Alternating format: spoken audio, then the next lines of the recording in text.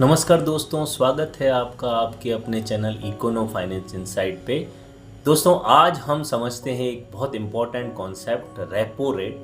Repo rate क्या है? तो रेपो रेट वह दर है जिस पर बैंक आरबीआई से अल्पकालिक ऋण लेते हैं, यानी शॉर्ट ड्यूरेशन का लोन लेते हैं।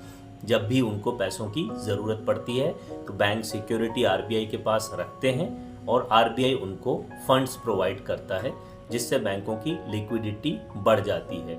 ऐसा क्यों होता है? मान लीजिए एबीसी बैंक है, उसके पास फिलहाल लोन देने के लिए पैसा नहीं है, तो एबीसी बैंक आरबीआई के पास जाके सिक्योरिटी डिपॉजिट करेगा और आरबीआई उसके बदले में उसको कुछ इंटरेस्ट रेट पर लोन देगा, जिसको रेपो रेट कहा जाता है। अब इससे क्या होगा? एबीसी बैंक के पास पैसा आ जाएगा। एबीसी बैंक के पास पैसा आ जाएगा तो वो उस पैसे को फर्दर लैंडिंग कर सकता है, उधार दे सकता है। ठीक है। अब रेपो रेट के बढ़ने और घटने का क्या असर होता है? पहले मान लेते हैं कि अगर रेपो रेट बढ़ गया, तो रेपो रेट बढ़ गया मीन्स बैंक को आरबीआई ज़्यादा ब्याज दर पे पैसा देगा, तो बैंक को पैसा महंगा मिलेगा। तो बैंक क्या करेगा? वो महंगा पैसा लोन बांटेगा, तो डेफिनेटली वो महंगे ब्याज दर पे देगा। तो आपका रेपो रेट बढ़ने से आपका लोन महंगा होगा। जब लोन महंगा होगा तो आपकी ईएमआई बढ़ जाएगी।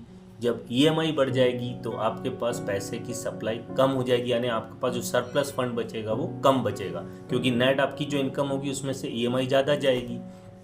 तो जब आपके पास पैसा कम होगा तो आप उस पैसे को कम खर्चेंगे, यानी आप कम खर्चेंगे, ऐसे ही बहुत सारे लोग मिलके कम खर्चेंगे, तो इकोनॉमी में पैसा कम जाएगा।